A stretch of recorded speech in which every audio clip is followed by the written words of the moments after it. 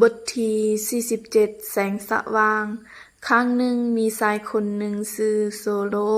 เราบ่มักผู้ที่เชื่อพระเยซู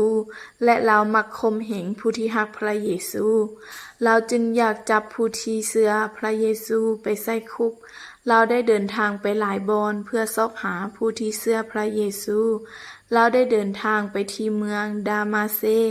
ในขณะที่เรากำลังเดินทางไปนั้นก็เกิดมีแสงปรากฏขึ้นต่อหน้าของเราและมีเสียงลงมาจากฟ้าแสงนั้นได้ส่องอ้อมเราไว้โซโลได้อัตตาของเรา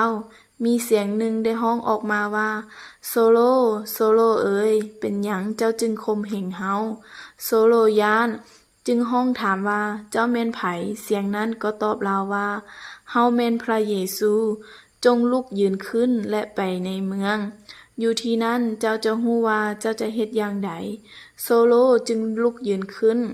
เมื่อลาวมืนตาของเราขึ้นเราก็บ่สามารถเห็นหยังได้เลยฉะนั้นหมู่ของเราจึงจูงพาเราเข้าในเมืองนั้นมีคนสอบธรรมผู้หนึ่งชื่ออานาเนียพระเจ้าได้ให้ความฝันแก่เราว่าจงไปหาโซโลดังนั้นเราจึงไปหาโซโลและแตะที่ตาของเราและบอกแก่โซโลว่าพระเยซูใส่ค่อยมารักษาเจ้า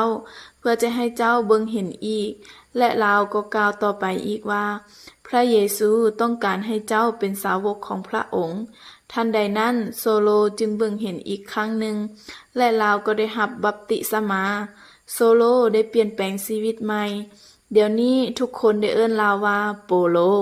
ตลอดชีวิตของโปโลมีแต่รับใช้พระเจ้าและประกาศเรื่องของพระเยซู